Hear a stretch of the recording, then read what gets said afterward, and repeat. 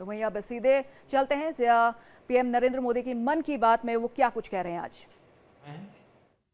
हम सब ने कुछ दिन पहले दीपावली मनाई है और अभी बड़ी संख्या में लोग छठ पूजा में व्यस्त है। घरों में ठेकुआ बनाया जा रहा है, जगह जगह घाट सज रहे हैं, बाजारों में रौनक है। हर तरफ श्रद्धा, अपनापन और परंपरा का संगम दिख रहा है। छठ का व्रत रखने वाली महिलाएं जिस समर्पण और निष्ठा से इस पर्व की तैयारी करती हैं, वो अपने आप में बहुत प्रेरणादायक है। साथियों, छठ का महापर्व संस्कृति, प्रकृति और समाज के बीच की गहरी एकता का प्रतिबिंब है। छठ के घाटों पर समाज का हर वर्ग एक साथ खड़ा होता है। ये दृश्य भारत की सामाजिक एकता का सबसे सुंदर उदाहरण है। आप देश और दुनिया के किसी भी कोने में हो, यदि मौका मिले तो छठ उत्सव में जरूर हिस्सा लें। एक अनोखे अनुभव को खुद महसूस करें। मैं छठी मैया को नमन करता हूं। सभी देशवासियों को, विशेषकर बिहार, झारखंड और पूर्वांचल के लोगों को छठ महापर्व की शुभकामनाएं देता हूं। साथियों, त्योहारों के इस अवसर पर मैंने आप सभी के नाम एक पत्र लिखकर अपनी भावनाएं साझा की थी। मैंने चिट्ठी में देश की उन उपलब्धियों के बारे में बताया था जिससे इस बार त्योहारों की रौनक पहले से ज्यादा हो गई है। मेरी चिट्ठी के जवाब में मुझे देश के अनेक नागरिकों ने अपने संदेश भेजे हैं। वाकई ऑपरेशन सिंदूर ने हर भारतीय को गर्व से भर दिया है। इस बार उन इलाकों में भी खुशियां के दीप जलाए गए जहां कभी माओवादी आतंक का अंधेरा छाया रहता था। लोग उस माओवादी आतंक का जड़ से खात्मा चाहते हैं जिसने उनके बच्चों का भविष्य संकट में डाल दिया था। जीएसटी बचत उत्सव को लेकर भी लोगों में बहुत उत्साह है। इस बार त्योहारों में एक और सुखद बात देखने को मिली। बाजारों में स्वदेशी सामानों की खरीदारी जबरदस्त तरीके से बढ़ी है। लोगों ने मुझे जो संदेश भेजे हैं उसमें बताया है कि इस बार उन्होंने किन स्वदेशी चीजों की खरीदारी की है। साथियों, मैंने अपने पत्र में खाने के तेल में 10% की कमी करने का भी आग्रह किया था। इस पर भी लोगों ने बहुत सकारात्मक रुख दिखाया है। साथियों, स्वच्छता और स्वच्छता के प्रयास, इस पर भी मुझे ढेर सारे संदेश मिले हैं। मैं आपसे देश के अलग अलग शहरों की ऐसी गाथाएं साझा करना चाहता हूं जो बहुत प्रेरणादायक है। छत्तीसगढ़ के अंबिकापुर में शहर से प्लास्टिक कचरा साफ करने के लिए एक अनोखी पहल की गई है। अंबिकापुर में गार्बेज कैफे चलाए जा रहे हैं। ये ऐसे कैफे हैं जहां प्लास्टिक कचरा लेकर जाने पर भरपेट खाना खिलाया जाता है। अगर कोई व्यक्ति 1 किलो प्लास्टिक लेकर जाए, उसे दोपहर या रात का खाना मिलता है, और कोई आधा किलो प्लास्टिक ले जाए तो नाश्ता मिल जाता है। ये कैफे अंबिकापुर म्युनिसिपल कॉरपोरेशन चलाता है। साथियों, इसी तरह का कमाल बेंगलुरु में इंजीनियर कपिल शर्मा जी ने किया है। बेंगलुरु को झीलों का शहर कहा जाता है और कपिल जी ने यहाँ झीलों को नया जीवन देने का अभियान शुरू किया है। कपिल जी की टीम ने बेंगलुरु और आसपास के इलाकों में 40 कुओं और 6 झीलों को फिर से जिंदा कर दिया है। खास बात तो ये है कि उन्होंने अपने मिशन में कॉरपोरेट्स और स्थानीय लोगों को भी जोड़ा है। उनकी संस्था पेड़ लगाने के अभियान से भी जुड़ी है।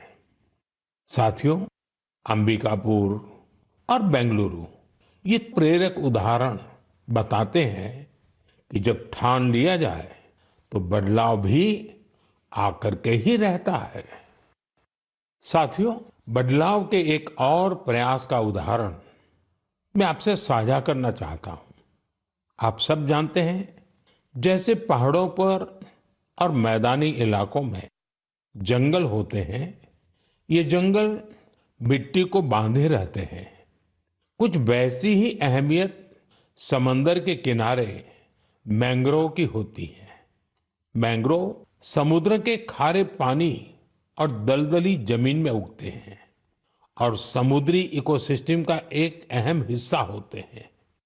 सुनामी या साइक्लोन जैसी आपदा आने पर ये मैंग्रोव बहुत मददगार साबित होते हैं। साथियों, गुजरात के वन विभाग ने मैंग्रोव के इस महत्व को समझते हुए खास मुहिम चलाई हुई है। 5 साल पहले वन विभाग की टीमों ने अहमदाबाद के नजदीक धौलेरा में मैंग्रोव लगाने का काम शुरू किया था और आज धौलेरा तट पर 3,500 हेक्टेयर में मैंग्रोव फैल चुके हैं। इन मैंग्रोव का असर आज पूरे क्षेत्र में देखने को मिल रहा है। वहां की इकोसिस्टम में डॉल्फिन्स की संख्या बढ़ गई है। केकड़े और दूसरे जलीय जीव भी पहले से ज्यादा हो गए हैं। यही नहीं, अब यहाँ प्रवासी पक्षी भी काफी संख्या में आ रहे हैं। इससे वहां के पर्यावरण पर अच्छा प्रभाव तो पड़ा ही है, धौलेरा के मछली पालकों को भी फायदा हो रहा है। साथियों, धौलेरा के अलावा गुजरात के कच्छ में भी इन दिनों मैंग्रोव प्लांटेशन बहुत जोरों पर हो रहा है। वहां कोरी क्रीक में मैंग्रोव लर्निंग सेंटर भी बनाया गया है। साथियों, पेड़ पौधों की, वृक्षों की यही तो खासियत होती है। जगह चाहे कोई भी हो, वो हर जीव मात्र की बेहतरी के लिए काम आते हैं। इसलिए तो हमारे ग्रंथों में कहा गया है, धन्या महिरुहा येभ्यो निराशाम यान्ति नार्थिनः। अर्थात वो वृक्ष और वनस्पतियां धन्य है जो किसी को भी निराश नहीं करते। हमें भी चाहिए, हम जिस भी इलाके में रहते हैं, पेड़ अवश्य लगाएं। एक पेड़ मां के नाम के अभियान को हमें और आगे बढ़ाना है। मेरे प्यारे देशवासियों, क्या आप जानते हैं कि मन की बात में हम जिन विषयों पर चर्चा करते हैं, उनमें मेरे लिए सबसे संतोष की बात क्या होगी? तो मैं इस बारे में यही कहूंगा कि मन की बात में हम जिन विषयों की चर्चा करते हैं, उनसे लोगों को समाज के लिए कुछ अच्छा, कुछ इनोवेटिव करने की प्रेरणा मिलती है। इससे हमारी संस्कृति, हमारे देश के कई पहलू उभर कर सामने आते हैं। साथियों, आप में से बहुतों को याद होगा, करीब 5 वर्ष पहले मैंने इस कार्यक्रम में भारतीय नस्ल के श्वान यानी डॉग्स की चर्चा की थी। मैंने देशवासियों के साथ ही अपने सुरक्षा बलों से आग्रह किया था कि वे भारतीय नस्ल के डॉग्स को अपनाएं, क्योंकि वो हमारे परिवेश और परिस्थितियों के अनुरूप ज्यादा आसानी से ढल जाते हैं।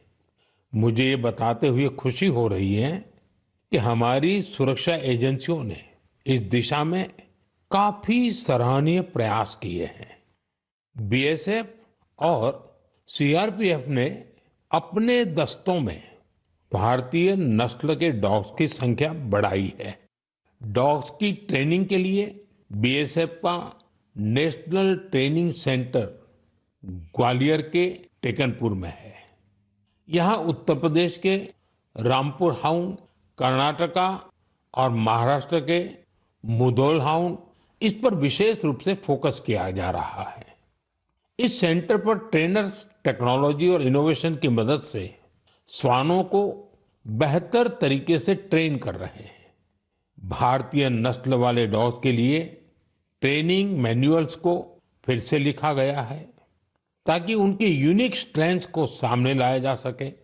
बेंगलुरु में सीआरपीएफ के dog breeding and training school में मॉन्ग्रेल्स, मुधोल हाउंड, कोम्बाई और पांडिकोना जैसे भारतीय श्वानों को ट्रेन किया जा रहा है। साथियों, पिछले वर्ष लखनऊ में all India police duty meet का आयोजन हुआ था। उस समय रिया नाम की श्वान ने लोगों का ध्यान अपनी ओर खींचा था। ये एक मुधोल हाउंड है जिसे बीएसएफ ने ट्रेन किया है। रिया ने यहाँ कई फॉरेन ब्रीड्स को पछाड़ते हुए पहला पुरस्कार जीता। साथियों, अब बीएसएफ ने अपने डॉग्स को विदेशी नामों के बजाय भारतीय नाम देने की परंपरा शुरू की है। हमारे यहाँ के देशी श्वान ने अद्भुत साहस भी दिखाया है। पिछले वर्ष छत्तीसगढ़ के माओवाद से प्रभावित रहे क्षेत्र में गश्त के दौरान सीआरपीएफ के एक देशी श्वान ने 8 किलोग्राम विस्फोटक का पता लगाया था। बीएसएफ और सीआरपीएफ ने इस दिशा में जो प्रयास किए हैं उसके लिए मैं उन्हें बधाई देता हूं। वैसे मुझे 31 अक्टूबर का भी इंतजार है। यह लौह पुरुष सरदार पटेल की जयंती का दिन है। इस अवसर पर हर वर्ष गुजरात के एकता नगर में स्टैच्यू ऑफ यूनिटी के समीप विशेष समारोह आयोजित किए जाते हैं। यहीं पर एकता दिवस परेड भी होती है और इस परेड में फिर से भारतीय श्वानों के सामर्थ्य का प्रदर्शन होगा। आप भी मौका निकालकर इसे जरूर देखिएगा। मेरे प्यारे देशवासियों, सरदार पटेल जी की 150वीं जयंती का दिन पूरे देश के लिए एक बहुत विशेष अवसर है। सरदार पटेल आधुनिक काल में राष्ट्र की सबसे महान विभूतियों में से एक रहे हैं। उनके विराट व्यक्तित्व में अनेक गुण एक साथ समाहित थे। वे एक अत्यंत प्रतिभाशाली छात्र रहे। उन्होंने भारत और ब्रिटेन दोनों ही जगह पढ़ाई में बेहतरीन प्रदर्शन किया। वे अपने समय के सबसे सफल वकीलों में से भी एक थे। वो वकालत में और नाम कमा सकते थे, लेकिन गांधी जी से प्रेरित होकर उन्होंने खुद को स्वतंत्रता आंदोलन में पूरी तरह समर्पित कर दिया। खेड़ा सत्याग्रह से लेकर बोरसद सत्याग्रह तक अनेक आंदोलनों में उनके योगदान को आज भी याद किया जाता है। अहमदाबाद म्युनिसिपैलिटी के प्रमुख के रूप में उनका कार्यकाल भी ऐतिहासिक रहा था। उन्होंने स्वच्छता और सुशासन को सर्वोच्च प्राथमिकता दी। उप प्रधानमंत्री और गृह मंत्री के रूप में उनके योगदान के लिए हम सभी सदैव उनके ऋणी रहेंगे। साथियों, सरदार पटेल ने भारत के ब्यूरोक्रेटिक फ्रेमवर्क की एक मजबूत नींव भी रखी। देश की एकता और अखंडता के लिए उन्होंने अद्वितीय प्रयास किए। मेरा आप सबसे आग्रह है, 31 अक्टूबर को सरदार साहब की जयंती देश भर में होने वाली रन फॉर यूनिटी में आप भी जरूर शामिल हो, और अकेले नहीं, सबको साथ लेकर के शामिल हो। एक प्रकार से युवा चेतना का ये अवसर बनना चाहिए। एकता की दौड़ एकता को मजबूती देगी। ये उस महान विभूति के प्रति हमारी सच्ची श्रद्धांजलि है जिन्होंने भारत को एकता के सूत्र में पिरोया था। मेरे प्यारे देशवासियों, चाय के साथ मेरा जुड़ाव तो आप सभी जानते ही हैं, लेकिन आज मैंने सोचा कि मन की बात में क्यों ना कॉफी पर चर्चा की जाए। आपको याद होगा, बीते साल हमने मन की बात में अराकू कॉफी पर बात की थी। कुछ समय पहले ओडिशा के कई लोगों ने मुझसे कोरापुट कॉफी को लेकर भी अपनी भावनाएं साझा की। उन्होंने मुझे पत्र लिखकर कहा कि मन की बात में कोरापुट कॉफी पर भी चर्चा हो। साथियों, मुझे बताया गया है कि कोरापुट कॉफी का स्वाद गजब होता है, और इतना ही नहीं, स्वाद तो स्वाद, कॉफी की खेती भी लोगों को फायदा पहुंचा रही है। कोरापुट में कुछ लोग ऐसे भी हैं जो अपने पैशन की वजह से कॉफी की खेती कर रहे हैं। कॉरपोरेट वर्ल्ड में अच्छी खासी नौकरी करते थे, लेकिन वो कॉफी को इतना पसंद करते हैं कि इस फील्ड में आ गए और अब सफलता से इसमें काम कर रहे हैं। ऐसी कई महिलाएं भी हैं जिनके जीवन में कॉफी से सुखद बदलाव हुआ है। कॉफी से उन्हें सम्मान और समृद्धि दोनों हासिल हुई है। सच ही कहा गया है, कोरापुट कॉफी अत्यंत सुस्वादु, एहा ओडिशारा गौरव। साथियों, दुनिया भर में भारत की कॉफी बहुत लोकप्रिय हो रही है। चाहे कर्नाटका में चिकमंगलूर, कुर्ग और हासन हो, तमिलनाडु में पुलनी, शेवरॉय, नीलगिरी और अन्नामलाई के इलाके हो, कर्नाटका तमिलनाडु सीमा पर बिलीगिरी क्षेत्र हो, या फिर केरला में वायनाड, त्रावणकोर और मालाबार के इलाके, भारत की कॉफी की डाइवर्सिटी देखते ही बनती है। मुझे बताया गया है कि हमारा नॉर्थ ईस्ट भी कॉफी कल्टीवेशन में आगे बढ़ रहा है। इससे भारतीय कॉफी की पहचान दुनिया भर में और मजबूत हो रही है। तभी तो कॉफी को पसंद करने वाले कहते हैं, India's coffee is coffee at its finest. It is brood in India and loved by the world. मेरे प्यारे देशवासियों, अब मन की बात में एक ऐसे विषय की बात जो हम सबके दिलों के बेहद करीब है। ये विषय है हमारे राष्ट्रगीत का। भारत का राष्ट्रगीत यानी वंदे मातरम, एक ऐसा गीत जिसका पहला शब्द ही हमारे हृदय में भावनाओं का उफान ला देता है। वंदे मातरम, इस एक शब्द में कितने ही भाव है, कितनी ऊर्जाएं हैं।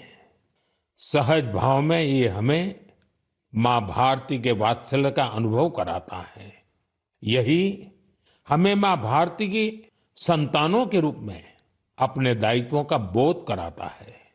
अगर कठिनाई का समय होता है तो वंदे मातरम का उद्घोष 140 करोड़ भारतीयों को एकता की ऊर्जा से भर देता है। साथियों, राष्ट्रभक्ति, मां भारती से प्रेम, ये अगर शब्दों से परे की भावना है तो वंदे मातरम उस अमूर्त भावना को साकार स्वर देने वाला गीत है। इसकी रचना बंकिम चंद्र चट्टोपाध्याय जी ने सदियों की गुलामी से शिथिल हो चुके भारत में नए प्राण फूंकने के लिए की थी।